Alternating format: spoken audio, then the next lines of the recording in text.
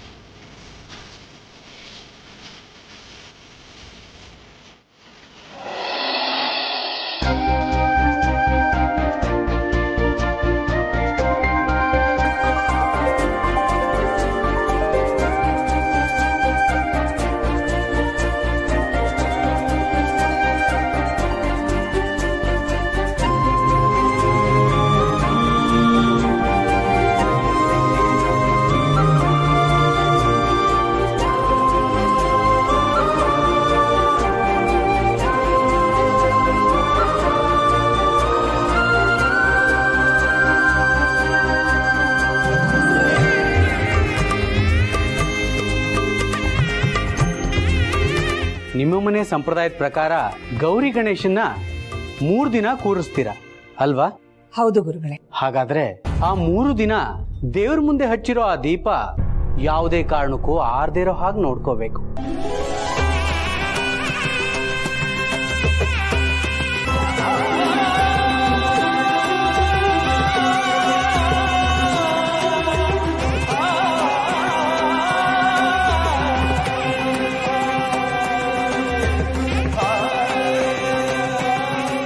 ಹಾಗೆ ಆಗ್ಲಿ ಗುರುಗಳೇ.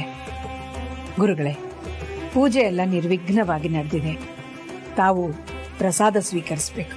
ಕ್ಷಮಿಸಿ ಅಮ್ಮ, ನಾನಿನ್ನೂ ತುಂಬಾ ಕಡೆ ಗಣೇಶನ್ ಪೂಜೆಗೆ ಹೋಗ್ಬೇಕು. ಹಾಗಾಗಿ ಈಗ ಸಮಯವಿಲ್ಲ. ಸಮಯವಾದ್ರೆ ಮತ್ತೆ ಖಂಡಿತ ಬರ್ತೀನಿ. ಆಗ್ಬೋದೆ? ಆಗ್ಲಿ.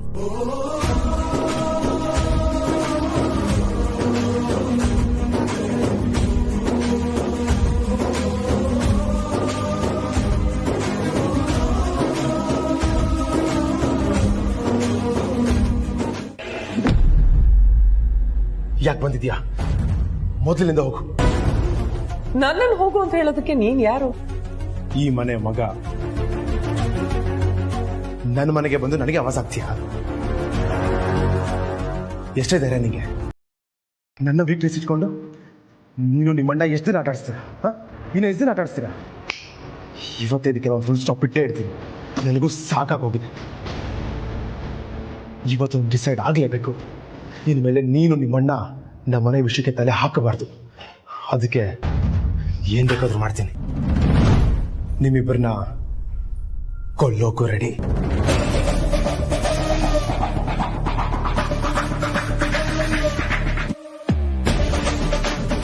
ನನ್ನನ್ನು ನಾನು ಹೇಳೋಣ. ಹೋದ ಕೆಲಸ ಏನಾಯ್ತು? ಇನ್ನೂ ಆಗಿಲ್ಲ, ಇನ್ನು ಮುಂದೆ ಆಗ್ಬೇಕು. ನೀನಲ್ಲಿ ಸೇಫ್ ಆಗಿದೆಯೋ ತಾನೆ? ಅಖಿಲಾಂಡೇಶ್ವರಿ ಬಿಟ್ಟು ನನ್ನನ್ನು ಮುಟ್ಟೋ ಧೈರ್ಯ ಯಾರಿಗೂ ಇಲ್ಲ. ಅಂದ್ರೆ ಆ ಅಖಿಲಾಂಡೇಶ್ವರಿ ನಿನ್ ಮೇಲೆ ಕೈ ಮಾಡಲ್ಲ? ನೋ ನೋ ನೋ ನೋ, ಅಖಿಲ ಹಾಗೆಲ್ಲ ಮಾಡಲಿಲ್ಲ. ಖುಷಿಯಾಗಿ ನಾನು ಕೊಟ್ಟು ವಿಗ್ರಹನ ಇಸ್ಕೊಂಡು. ಅರಸನಕೋಟೆಯವರು ಮಾತಲ್ಲಿ ಮಾತ್ರ ದಿಮಾಕು.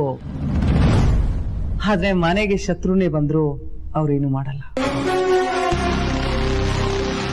ಹಾಗಿದ್ಮೇಲೆ ಅಲ್ಲಿ ಹೋದ ಕೆಲಸನ ಮುಗಿಸ್ಬಿಟ್ಟು ಬೇಗ ಬಾ. ಅಲ್ಲಿ ಏನ್ ನಡೀತಿದೆ ಅನ್ನೋದನ್ನ ನಾನು ನೋಡ್ಬೇಕು. ತಡ್ಕೊಳಕ್ಕಾಗ್ತಿಲ್ಲ. ಇದೊಂಥರ ಈ ಚಳಿಗೆ ದಿನಾ ಬೆಳಿಗ್ಗೆ ಕಾಫಿ ಕುಡಿದು ಚಟ ಆಗೋಗಿರುತ್ತಲ್ಲ, ಆ ರೀತಿ ಆಗೋಗಿದೆ ನನ್ಗೆ. ಇಷ್ಟಕ್ಕೂ ಗಣೇಶನ್ನ ನೀನ್ ಅಲ್ಲಿ ತಗೊಂಡೋಗಿ ಕೊಡ್ಬೇಕು ಅನ್ನೋದು ಬರೀ ನೆಪ ಅಷ್ಟೇ ತಾನೆ? ನಮ್ ಉದ್ದೇಶ ಏನು? ದಾಮಿನಿ ಕೊಳ್ಳಲ್ಲಿರೋ ತಾಯ್ತನ ರೀಪ್ಲೇಸ್ ಮಾಡೋದು, ಆಮೇಲೆ ನಮ್ಮ ರಾಸ್ ಲೀಲೆ ಹೀರೋ ಪ್ರೀತಮ್ನ ಎಚ್ಚರಿಸೋದು ಅಷ್ಟೇ ತಾನೆ? ಡೋಂಟ್ ವರಿ ಅಣ್ಣ, ಈಗ್ಲೇ ಆ ಕೆಲಸನ ಮಾಡಿ ಮುಗಿಸ್ತೀನಿ. ಅರು, ಹುಷಾರು. ನೀನ್ ಮಾಡೋ ಕೆಲಸ ಅಲ್ಲಿ ಯಾರ ಕಣ್ಗೂ ಕಾಣಬಾರ್ದು. ಒಳ್ಳೇದು. ಅವಳಂತೂ ತನಗಿಂಥದ್ದು ಬೇಕು ಅಂತ ಬಾಯಿ ಬಿಟ್ಟು ಕೇಳೋದೇ ಇಲ್ಲ. ನೀನೇ ಅವಳಿಗೆ ಏನ್ ಬೇಕು ಅನ್ನೋದನ್ನ ತಿಳ್ಕೊಂಡು ಮಾಡಿಕೊಟ್ಬಿಡು. ಅವಳಿಗೆ ಈಗ ನೋವು ಕಡಿಮೆ ಆಗ್ತಾ ಇದೆ. ಮಾಮೂಲಿಯಾಗಿ ಎಲ್ಲರ ತರ ನಡೆಯೋದಕ್ಕೆ ಪ್ರಯತ್ನ ಮಾಡ್ತಿದ್ದಾಳೆ. ಹಾಗಂತ ನಾವು ಅದನ್ನ ಹಗುರವಾಗಿ ತಗೊಳ್ಳೋ ಹಾಗಿಲ್ಲ.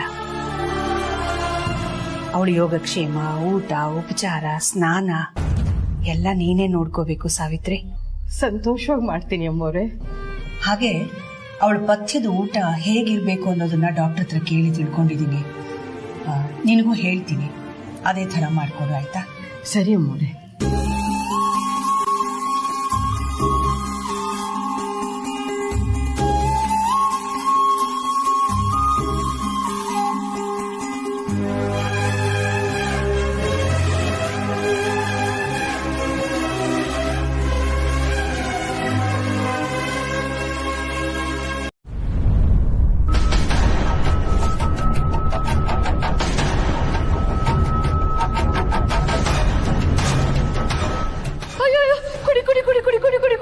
ಏನು?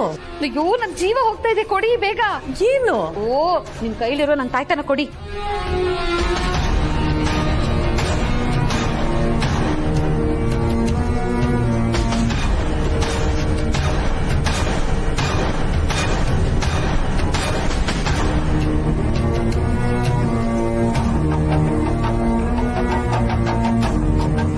ಅಪ್ಪ, ಈಗ ನನ್ ಜೀವ ಹೋಗಿದ್ ವಾಪಸ್ ಬಂತು. ಜೀವನ? ಹೌದು. ರಸ್ತಾನಂದ ಸ್ವಾಮೀಜಿಗಳು ಕೊಟ್ಟಿರೋ ಈ ತಾಯ್ತನ ಕೊರಳಿಂದ ತೆಗೆದ್ರೆ ಜೀವ ಹೋಗ್ಬಿಡುತ್ತೆ ಅಂತ ಹೇಳಿದಾರೆ. ಹೌದಾ? ಹೌದು. ಯಾಕೆ ನಿಮಗೆ ಹೇಳಿಲ್ವಾ? ಹೇಳಿದ್ರು ಮರ್ತು ಹೋದೆ. ಹಾಗೆ ಈ ತಾಯ್ತಾನ ಅವ್ರು ಕೊಟ್ಟಿದ್ದು ಅಂತ ಹೇಳ್ಬಾರ್ದಂತೆ.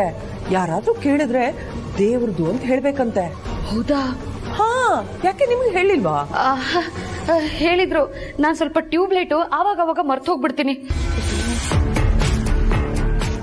ಅಲ್ಲ, ನೀರ್ ಕೇಳಿದ್ದೆ ತರ್ಲಿಲ್ವಾ? ಅಯ್ಯೋ, ನಿಮಗ್ ನೀರ್ ತರಕ್ಕೆ ಅಂತ ಕೆಳಗಡೆ ಹೋದ್ನಾ, ಅಲ್ಲಿ ಸ್ಲೀಪ್ ಡಿಸ್ಕ್ ಆಗಿ ಧಬಾರ್ ಅಂತ ಬಿದ್ದೋಗ್ಬಿಟ್ಟೆ. ಕಾಲೆಲ್ಲ ನೋವು. ಅದಕ್ಕೆ ಓಡ್ ಬಂದು ತಾಯ್ತನ ಹಾಕೊಂಡಿದ್ದೆ.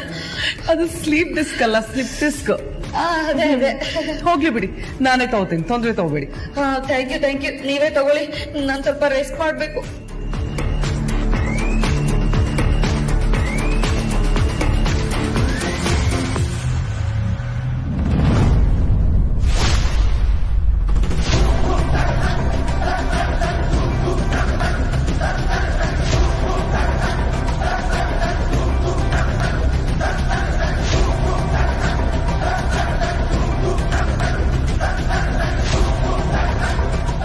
ಮನೆಗೆ ಅತಿಥಿಯಾಗಿ ಬಂದಿದ್ಯಾ?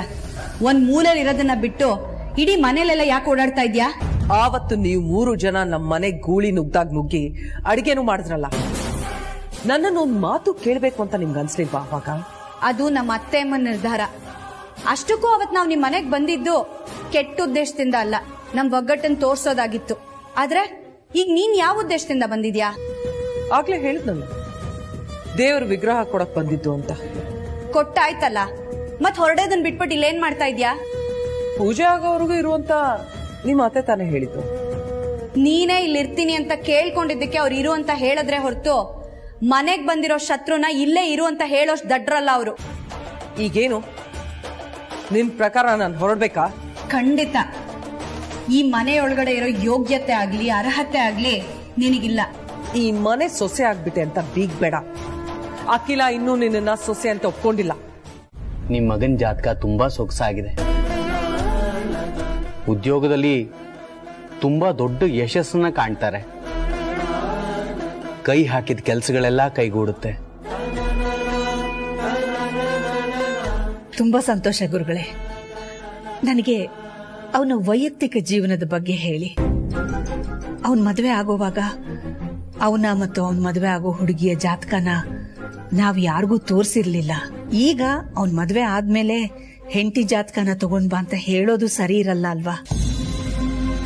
ಹಾಗೆ ಗಂಡನ ಜಾತಕದ ಮೂಲಕ ಹೆಂಡತಿಯ ಭವಿಷ್ಯನೂ ತಿಳ್ಕೊಳ್ಬೋದಾ ಅಂತ ದಯವಿಟ್ಟು ನೋಡಿ ಹೇಳಿ. ಅವರಿಬ್ರು ಅನ್ಯೋನ್ಯವಾಗಿರ್ತಾರೆ ಅನ್ನೋ ನಂಬಿಕೆನ ನೀವು ಕೊಟ್ರೆ ಸಾಕು. ಇತ್ತೀಚೆಗೆ ಅವಳ ಮೇಲೆ ಯಾರೋ ಹಲ್ಲೆ ಮಾಡೋದಕ್ಕೆ ಪ್ರಯತ್ನ ಮಾಡಿದ್ರು. ದೇವ್ರ ದಯದಿಂದ ಅಪಾಯದಿಂದ ಪಾರಾದ್ಲು. ನಂತರ ನನ್ನ 2ನೇ ಮಗನ ಶ್ರೇಯಸ್ಸಿಗೋಸ್ಕರ ದೇವಸ್ಥಾನದಲ್ಲಿ ಸೇವೆ ಇಟ್ಕೊಂಡಿದ್ದಾಗ ಅದಕ್ಕೆ ಯಾವ ವಿಘ್ನನೂ ಬರಬಾರ್ದು ಅಂತ ಗಾಜಿನ ಚೂರುಗಳ ಮೇಲೆ ಮಲಗಿ ತನ್ನ ಹೊಟ್ಟೆಗೆ ಗಾಯ ಮಾಡ್ಕೊಂಡ್ಲು. ನನ್ನ 2ನೇ ಮಗನ ಒಳಿತಿಗೋಸ್ಕರ ಮಾಡ್ತಾ ಇದ್ದ ಪೂಜೆ ಅದು. ಆದ್ರೂ ಅವಳು ನನಗ್ ತೊಂದರೆ ಆಗ್ಬಾರ್ದು ಅಂತ ತನ್ನ ಮೇಲೆ ಅಪಾಯನ ಎಳ್ಕೊಂಡ್ಳು. ನನಗೋಸ್ಕರ ಎಂಥ ತ್ಯಾಗಕ್ಕೂ ಸಿದ್ಧವಾಗಿರೋ ಇಂಥ ಹುಡುಗಿನ ನನ್ನ ಸೊಸೆಯಾಗಿ ಪಡೆಯೋದಕ್ಕೆ ನಾನು ಪುಣ್ಯ ಮಾಡಿದ್ದೆ. ನಾನೇ ಹುಡುಕಿದ್ರು ಇಂಥ ಹುಡುಗಿ ಸಿಗ್ತಿರ್ಲಿಲ್ಲ. ಆದ್ರೆ ಅವಳನ್ನ ನಾನಿನ್ನೂ ಅಧಿಕೃತವಾಗಿ ನನ್ನ ಸೊಸೆ ಅಂತ ಒಪ್ಕೊಂಡಿಲ್ಲ. ಆದ್ರೆ ಇವತ್ತು ಅವಳನ್ನ ಮನಸಾರೆ ಸೊಸೆ ಅಂತ ಒಪ್ಕೋಬೇಕು ಅಂತ ತೀರ್ಮಾನ ಮಾಡಿದ್ದೀನಿ. ಸದಾ ಎಲ್ಲರಿಗೂ ಒಳ್ಳೇದಾಗ್ಲಿ ಅಂತ ಹಾರೈಸೋ ಅವಳಿಗೆ ಯಾಕೆ ಯಾವಾಗ್ಲೂ ಅಪಾಯ ಉಂಟಾಗುತ್ತೆ? ನನ್ ಮಗ ಸೊಸೆ ಇಬ್ರು ಸುಖವಾಗಿ ಚೆನ್ನಾಗಿ ಬಾಳ್ಬೇಕು ಅನ್ನೋದೇ ನನ್ನ ಆಸೆ ಗುರುಗಳೇ. ಸರಿಮ್ಮ, ನೋಡಿ ಹೇಳ್ತೀನಿ.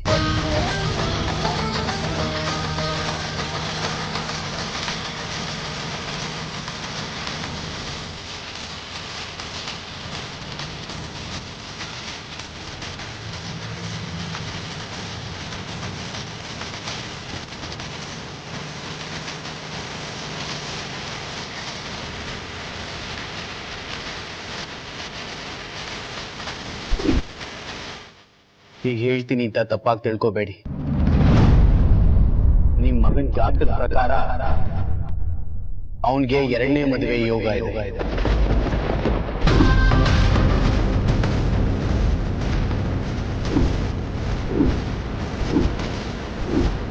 ಏನ್ ಹೇಳ್ತಿದ್ದೀರಾ ಗುರುಗಳೇ?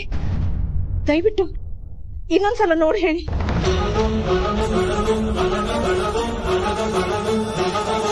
ಎಷ್ಟು ಸಲ ನೋಡಿದ್ರು ಅಷ್ಟೇ ಅಮ್ಮ. ಜಾತಕದಲ್ಲಿರೋದನ್ನ ಬದಲಾಯಿಸೋದಕ್ಕಾಗಲ್ಲ. ಖಂಡಿತವಾಗ್ಲೂ ನಿಮ್ ಮಗನಿಗೆ 2ನೇ ಮದುವೆ ಯೋಗ ಇದೆ. ನಿಮ್ ಮಗನಿಂದ 2ನೇ ಸಲ ತಾಳಿ ಕಟ್ಟಿಸ್ಕೊಳ್ಳೋ ಹೆಣ್ಣು ಈ ಮನೆನ ಬೆಳಗ್ತಾಳೆ. ಅವಳಿಂದ ಈ ಮನೆಗೆ ಒಳ್ಳೇದಾಗತ್ತೆ. ಕೊನೆಯವರೆಗೂ ಅವಳೇ ಈ ಮನೆಗೆ ಸೊಸೆಯಾಗಿ ನಿಲ್ತಾಳೆ.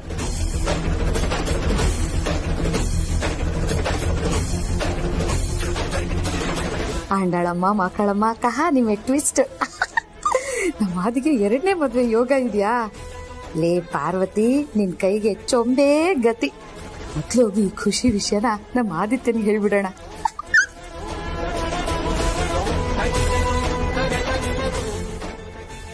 ಇಲ್ಲ ಗುರುಗಳೇ, ಇಲ್ಲ, ಯಾವ ಕಾರಣಕ್ಕೂ ಇದು ಸಾಧ್ಯ ಇಲ್ಲ. ನನ್ನ ಆದಿತ್ಯನಿಗೆ 2ನೇ ಮದುವೆನ ನಾನು ಖಂಡಿತ ಮಾಡಿಸಲ್ಲ. ಪಾರ್ವತಿ ಅಂತ ಒಳ್ಳೆ ಹುಡುಗಿ, ಅವಳೇ ನಮ್ಮ ಸೊಸೆ, ಅವಳೇ ಅರಸನ ಕೋಟೆಯ ಹಿರಿ ಸೊಸೆ. ಅವಳಿಗೆ ಅನ್ಯಾಯ ಆಗೋದಕ್ಕೆ ಯಾವ ಕಾರಣಕ್ಕೂ ನಾನು ಬಿಡೋದಿಲ್ಲ. ಇಲ್ಲ ನೋಡಿಮ್ಮ, ನನ್ನ ಮಾತು ನಿಮಗೆ ಬೇಸರ ತರಿಸಿದೆ ಅಂತ ನನಗೆ ಗೊತ್ತಾಗ್ತಿದೆ.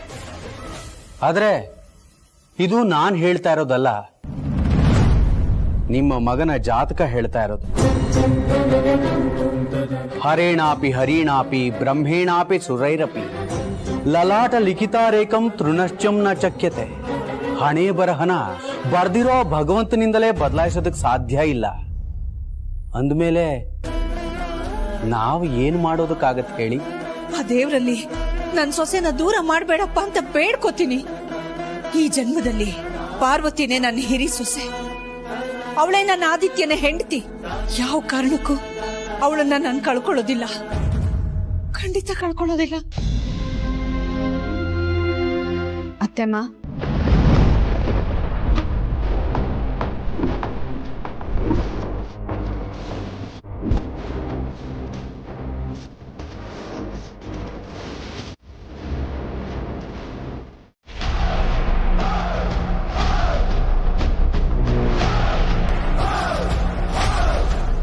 ಪಾರ್ವತಿ, ಯಾವಾಗ ಬಂದ್ಯಮ್ಮ?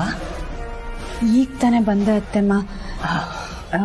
ನೀವಿಬ್ರು ಏನೋ ಮಾತಾಡ್ತಿದ್ರಿ ಅನ್ಸುತ್ತೆ, ನಾನು ಮಧ್ಯದಲ್ಲಿ ಬಂದೆ, ಕ್ಷಮಿಸ್ಬಿಡಿ.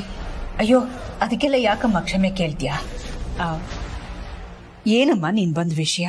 ಅದು ಗುರುಗಳ ಹತ್ರ ನಿಮ್ಮ ಮಾತು ಮುಗ್ದಿದ್ರೆ ನಮ್ಮ ಮನೆಗೆ ಯಾರಿಂದ ಏನೂ ತೊಂದರೆ ಆಗದಿರೋ ಥರ ಏನಾದರೂ ಪರಿಹಾರ ಇದ್ರೆ ಹೇಳಿ ಅಂತ ಕೇಳೋದಕ್ಕೆ ಅಂತ ಬಂದೆ. ನೀವಿನ್ನೂ ಮಾತು ಮುಗಿಸಿಲ್ಲ ಅಂದರೆ ಪರವಾಗಿಲ್ಲ, ನಾನು ಆಮೇಲೆ ಬಂದು ಮಾತಾಡ್ತೀನಿ.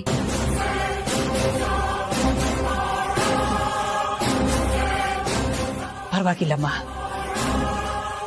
ಗುರುಗಳೇ, ಪಾರ್ವತಿ ಕೇಳಿದ್ದಕ್ಕೆ ಏನಾದ್ರೂ ಪರಿಹಾರ ಇದ್ರೆ ಹೇಳ್ಬೋದಾ? ಖಂಡಿತವಾಗಿ. ಗುರುಗಳೇ, ಎಷ್ಟೇ ಕಷ್ಟ ಆದ್ರೂ ಪರವಾಗಿಲ್ಲ, ನಾನ್ ನೆರವೇರಿಸ್ತೀನಿ, ಹೇಳಿ.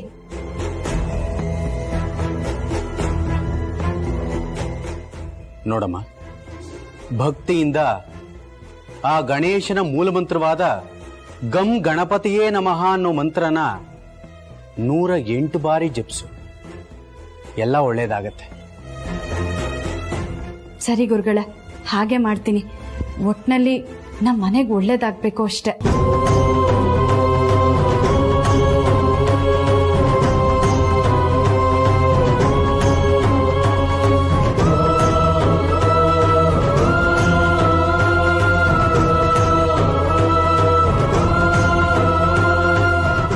ನೋಡಿಮ್ಮ, ಭಗವಂತ ಯಾರ್ಯಾರ ಹಣೆನಲ್ಲಿ ಏನೇನು ಬರ್ದಿರ್ತಾನೋ ಅದನ್ನು ತಪ್ಪಿಸೋದಕ್ಕೆ ಯಾರಿಂದಲೂ ಸಾಧ್ಯ ಇಲ್ಲ.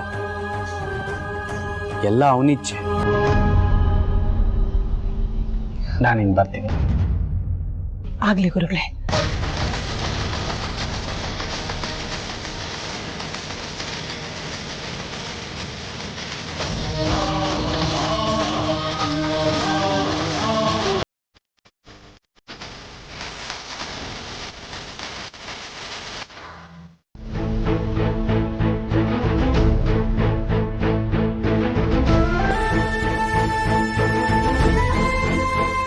ಪಾರ್ವತಿನೇ ನನ್ನ ಸೊಸೆ ಅಂತ ಅನೌನ್ಸ್ ಮಾಡೋದಕ್ಕೂ ಮೊದಲು ಆದಿ 2ನೇ ಮದುವೆ ಬಗ್ಗೆ ಗುರುಗಳು ಹೇಳಿರೋದನ್ನ ಯಾರತ್ರ ಹೇಳ್ಕೊಳ್ಳಿ? ಆದಿ ಹತ್ರನೇ ಹೇಳ್ಬಿಡ್ಲಾ? ಹೌದು, ಸುಮ್ನೆ ನಾನ್ ಯಾಕೆ ಆದಿ 2ನೇ ಮದುವೆ ಮಾಡ್ಕೊಳ್ತಾನೆ ಅಂತ ಅಂದ್ಕೊಳ್ಳಿ. ಈ ವಿಷಯದಲ್ಲಿ ನನ್ನ ಮಗನೇ ಸ್ಟ್ರಾಂಗ್ ಆದ್ರೆ, ಅಥವಾ ಅವನು ಸ್ಟ್ರಾಂಗ್ ಆಗೋ ತರ ನಾನ್ ಮಾಡಿದ್ರೆ, ಆಗ ಆದಿ ಪಾರ್ವತಿ ಸಂಬಂಧ ಗಟ್ಟಿಯಾಗಿರುತ್ತೆ. ಗುರುಗಳೇ ಹೇಳಿದ ಹಾಗೆ ಅವನ್ 2ನೇ ಮದುವೆ ಆಗಲ್ಲ. ಹೌದು, ಆದಿ ಜೊತೆ ಮಾತಾಡೋದೇ ಒಳ್ಳೇದು. ಅಖಿಲ, ಎಲ್ಲಿ ಹೊರಟ? ನೀವು ಮಲ್ಕೊಳ್ಳಿ, ನಾನು ಸ್ವಲ್ಪ ವಾಕ್ ಮಾಡ್ಬರ್ತೀನಿ. ನಾನು ಬರ್ಲಾ? ಬೇಡ, ಪರವಾಗಿಲ್ಲ, ನಾನು ಹೋಗ್ಬರ್ತೀನಿ.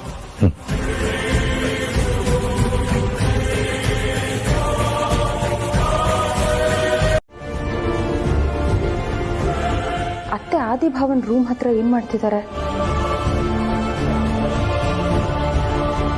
ನೀವ್ ಏನ್ ವಿಷಯ ಅಂತ ಹೇಳಲೇಬೇಕು. ಸ್ವಲ್ಪ ಬಾಯಿ ಮುಚ್ಕೊಂಡಿರ್ತೀಯಾ? ಏನು ಇಲ್ಲ ಅಂತ ಹೇಳ್ದೆ ತಾನೆ? ಯಾಕೋ ನೀವು ನಿಮ್ ತಮ್ಮನ್ ತರನೇ ಆಡ್ತಿದ್ದೀರಲ್ಲ ಯಜಮಾನ್ರೆ. ಹೌದು, ನಾನು ಅವನ ತರನೇ ಬದಲಾಗಿದ್ದೀನಿ. ಏನಿವಾಗ?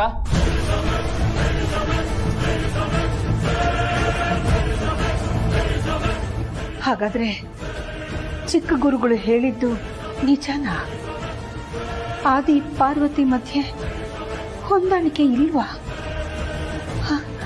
ಇಂಥ ಸಂದರ್ಭದಲ್ಲಿ ಆದಿ ಹತ್ರ ಆ ವಿಚಾರವಾಗಿ ಮಾತಾಡೋದು ಸರಿಯಲ್ಲ.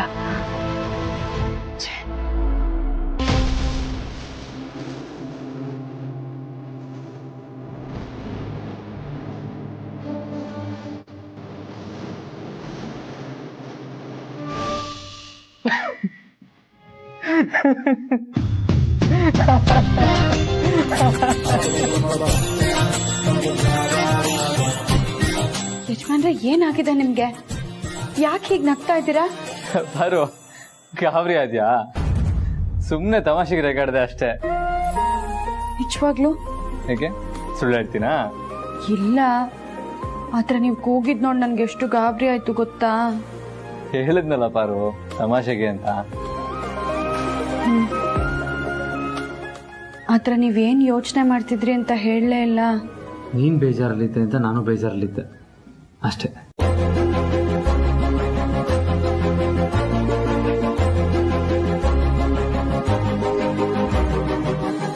ನಿನ್ನಂತ ದೇವತೆನ ಬಿಟ್ಟು ಇನ್ನೊಂದು ಮದುವೆ ಆಗ್ತೀನ?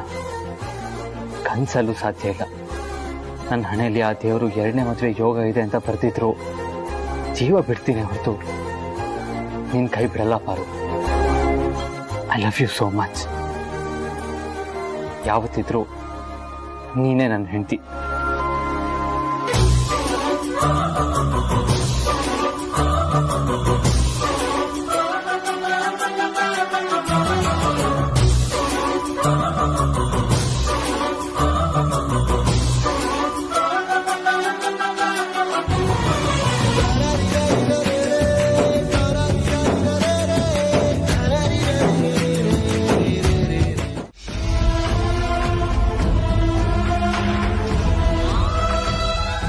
ಪ್ರೀತು, ಗುರುಗಳ ಮನೆಗೆ ಬಂದು ಹೋದಾಗಿಂದ ನೋಡ್ತಾ ಇದ್ದೀನಿ, ಅತ್ತೆ ಯಾವುದೋ ಟೆನ್ಷನಲ್ಲಿದ್ದಾರೆ. ಅದು ಅಲ್ಲದೆ ನಮ್ಮ ಕುಟುಂಬಕ್ಕೆ ಸಂಬಂಧಪಟ್ಟ ಹಾಗೆ ಯಾವುದೋ ವಿಷಯನ ಅನೌನ್ಸ್ ಮಾಡ್ತೀನಿ ಅಂತ ಎಲ್ಲರೂ ಮುಂದೆ ಖುಷಿಯಿಂದ ಹೇಳ್ಕೊಂಡಿದ್ರು. ಆದರೆ ಅದ್ರ ಬಗ್ಗೆ ಸುದ್ದಿನೇ ಇಲ್ಲ. ಈಗ ನೋಡಿದ್ರೆ ಆದಿಭಾವನ್ ರೂಮ್ ಹತ್ರ ಹೋಗಿ ಏನೋ ಮಾತಾಡದೆ ಹಾಗೆ ವಾಪಸ್ ಹೊರಟೋದ್ರು. ಪಾಪ ಏನ್ ಹೇಳ್ಕೋಬೇಕು ಅಂತಿದ್ರೋ ಏನೋ. ಅವ್ರೇನೋ ಟೆನ್ಷನಲ್ಲಿದ್ದಾರೆ ಪ್ರೀತು. ನೀನಾದ್ರೂ ಹೋಗಿ ಅವ್ರ ಹತ್ರ ಮಾತಾಡ್ತೀಯಾ? ಇನ್ನೇನಿರುತ್ತೆ, ಈ ಮನೆಯಲ್ಲಿ ಎಲ್ರಿಗೂ ನಂದಿ ಯೋಚನೆ ಆಗಿದೆ. ನಾನು ಸರಿ ಹೋಗ್ತೀನ ಇಲ್ವಾ ಅನ್ನೋದ್ರ ಬಗ್ಗೆನೇ ಎಲ್ರಿಗೂ ಚಿಂತೆ ಶುರುವಾಗಿದೆ. ಪಾಪ ಅವರು ಅದ್ರ ಬಗ್ಗೆನೇ ಮಾತಾಡೋಕ್ಕೆ ಅಂತ ಹೋಗಿ ಸುಮ್ಮನಾಗಿರ್ತಾರೆ ಅಷ್ಟೇ. ಯಾಕೆ ಪ್ರೀತು ಏನು ಮಾತಾಡ್ತಿಲ್ಲ? ಅತ್ತೆ ಹತ್ರ ಹೋಗಿ ಮಾತಾಡು.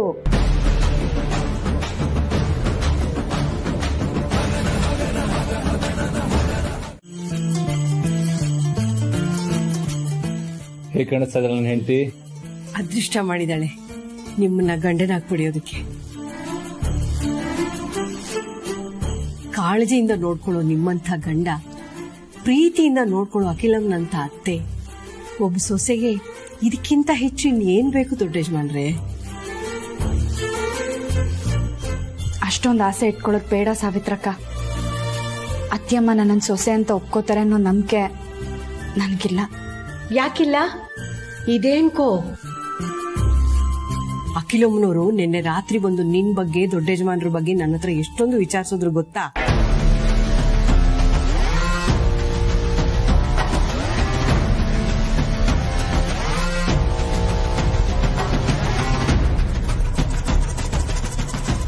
ಅಮ್ಮನ ಏನು ವಿಚಾರಿಸಿದ್ರು? ಈಗಲೇ ಹೇಳೋದು ಬೇಡ. ಪಾರ್ವತಿಗೆ ಮಾತ್ರ ಅಲ್ಲ, ಮನೇಲಿ ಯಾರಿಗೂ ಈ ವಿಷಯ ಗೊತ್ತಾಗೋದು ಬೇಡ. ಗೌರಿ ಗಣೇಶರನ್ನ ಸಾಕ್ಷಿಯಾಗಿಟ್ಕೊಂಡು ಎಲ್ಲರ ಮುಂದೆ ಪಾರ್ವತಿನೇ ನನ್ನ ಹಿರಿ ಸೊಸೆ ಅಂತ ನಾನೇ ಹೇಳ್ತೀನಿ. ಏನಿಲ್ಲ ದೊಡ್ಡ ಯಜಮಾನ್ರೆ, ನೀವಿಬ್ರು ಸಂಸಾರ ಮಾಡ್ಕೊಂಡು ಅನ್ಯೋನ್ಯವಾಗಿದ್ದೀರಾ, ಚೆನ್ನಾಗಿದ್ದೀರಾ ಅಂತ ಕೇಳಿದ್ರು ಅಷ್ಟೇ. ಇದೆಲ್ಲ ನಿಮ್ಮ ಹತ್ರ ಯಾವಾಗ ಬಂದು ಕೇಳಿದ್ರು ಸಾವಿತ್ರಮ್ಮ? ನಿನ್ನೆ ರಾತ್ರಿ. ಅಲ್ಲ, ಅಷ್ಟೊತ್ತಲ್ಲಿ ಬಂದು ಅತ್ತೆಮ್ಮ ನಮ್ಮಿಬ್ರ ಬಗ್ಗೆ ವಿಚಾರಿಸಿದ್ರ? ಏನಕ್ಕಿರ್ಬೋದು? ಬೇರೆ ಏನಾದರೂ ಕೇಳಿದ್ರ ಸಾವಿತ್ರಕ್ಕ? ಅಯ್ಯೋ, ನಿಮ್ಮಿಬ್ಬರ ಬಗ್ಗೆ ಕೇಳಕ್ಕೆ ಬೇರೆ ಇನ್ನೇನು ವಿಷಯ ಇರುತ್ತೆ? ಹೀಗೆ ಸುಮ್ಮನೆ ಯೋಚನೆ ಬಂದಿರಬೇಕು, ಅದಕ್ಕೆ ವಿಚಾರಿಸಿದಾರಷ್ಟೇ. ತಗೊಳ್ಳಿ, ಕಾಫಿ ಕುಡೀರಿ.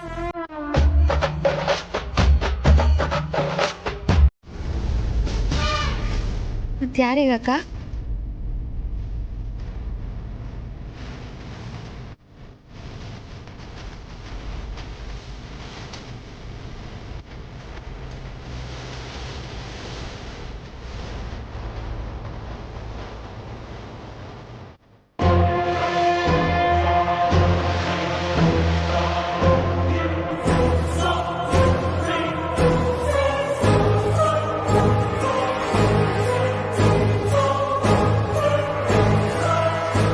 ಪಾರ್ವತಿ, ತಗೊಂಬ.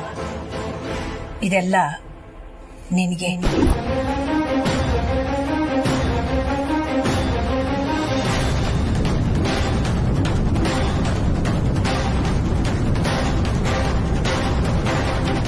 ಏನಣ್ಣ ಇದು? ಅಖಿಲ ಪಾರ್ವತಿಗೆ ಸೀರೆ ಒಡವೆ ಎಲ್ಲ ಕೊಡ್ತಿದ್ದಾಳೆ. I am sure something is fishy. Aru, ನಾವಿದನ್ನ ಇಷ್ಟೊಂದು ಸಲೀಸಾಗಿ ತೊಗೊಳೋದಕ್ಕಾಗಲ್ಲ. ಸೀರಿಯಸ್ ಆಗಿ ತಗೋಬೇಕು.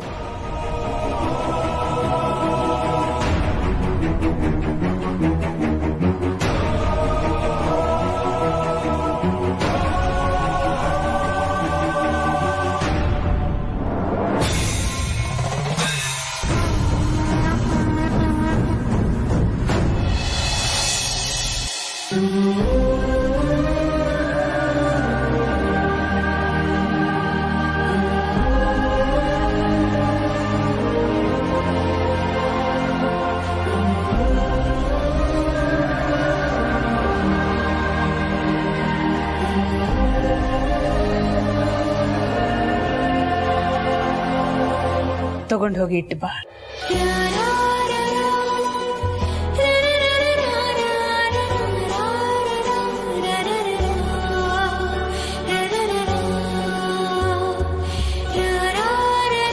ಪಾರ್ವತಿ,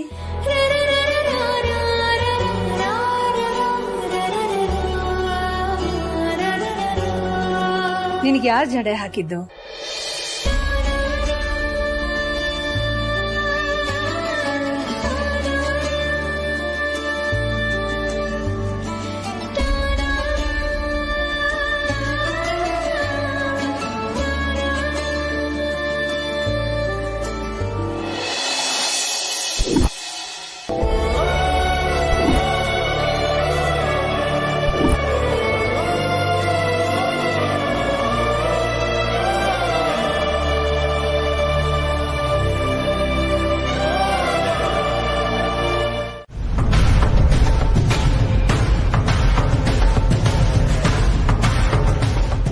ಈ ವಿಚಾರ ಪಾರ್ವತಿಗೆ ಗೊತ್ತಾದ್ರೆ ಖಂಡಿತ ನೊಂದ್ಕೋತಾಳೆ.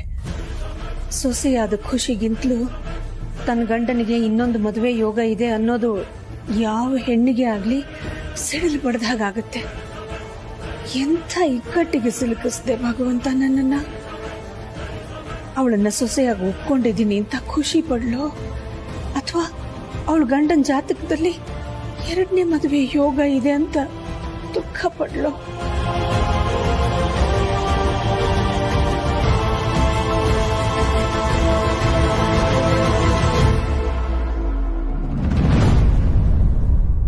ಯಾಕೋ ಮಾಮ್ ಡಿಸ್ಟರ್ಬ್ ಆಗಿದ್ದಾರೆ ಅಂತ ಅನ್ಸುತ್ತೆ.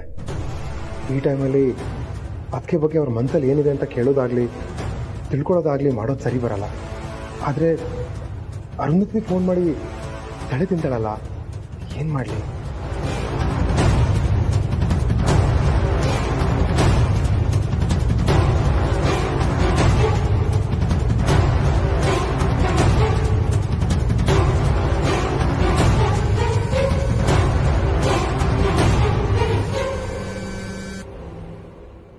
ಹಲೋ, ನಾನು ಹೇಳಿದ ವಿಷಯನ ತಿಳ್ಕೊಂಡ್ಯಾ? ಈಗ ತಾನೇ ಮಾಮ್ ರೂಮಿಂದ ಬರ್ತಾ ಇದ್ದೀನಿ. ಅಂದಂಗೆ ನಿಮಗೆ CCTV ಫುಟೇಜ್ ಕಾಣಿಸ್ತಿರ್ಬೇಕಲ್ವ?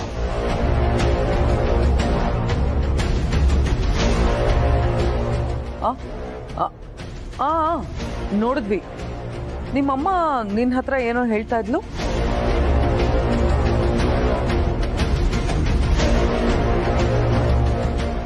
ಅಂದರೆ ಇವಳು ಹೇಳ್ತಿರೋದು ಸುಳ್ಳು ಅಂತಾಯ್ತು. ಬೇರೆ ರೀತಿಯಲ್ಲಿ ಇಲ್ಲಿ ನಡೆಯುವ ಕೆಲವು ವಿಷಯಗಳು ಮಾತ್ರ ಅವ್ರಿಗೆ ಗೊತ್ತಾಗ್ತಿದೆ. ಆದರೆ ಮಾಮ್ ರೂಮಿಗೆ ನಾನು ಹೋಗಿಲ್ದಿದ್ರು ನೋಡಿದ್ವಿ ಅಂತ ಸುಳ್ಳು ಹೇಳ್ತಿದ್ದಾರೆ. ಈಗ ಇವ್ರಿಗೆ ಚಳ್ಳೆ ಅಂತ ಅನಿಸ್ತೀನಿ. ಅದಕ್ಕೆ ನಾವು ಮಾಮ್ ಸೊಸೆಯಾಗಿ ಒಪ್ಕೊಳ್ತಿದ್ದಾರೆ ಅಂತ ಇವಳು ಗೊತ್ತಾದರೆ ಡೇಂಜರ್. ಏನಾದರೂ ಅಡ್ಗಳು ಹಾಕ್ತಾರೆ. ಪಾಪ ಈಗಾಗಲೇ ನನ್ನಿಂದ ಅದಕ್ಕೆಗಾಗಿರೋ ಅವಮಾನ ಸಾಕು. ಇನ್ನು ಮುಂದೇನಾದರೂ ನೆಮ್ಮದಿ ಸಿಗಲಿ. ಹಲೋ, ನಿನ್ನೆ ಕೇಳ್ತಿರೋದು. ಹೇಳಿ. ಹೇಳ್ಬೇಕಾಗಿರೋದು ನಾನಲ್ಲ, ನೀನು. ನಿಮ್ಗೆ ಸೊ ತಪ್ಪು. ವಾಟ್? ತಪ್ಪ? ನಮ್ಮ ಮಾಮ್ ಅದಕ್ಕೆನ ಸೊಸೆ ಅಂತ ಒಪ್ಕೊಂಡಿಲ್ಲ.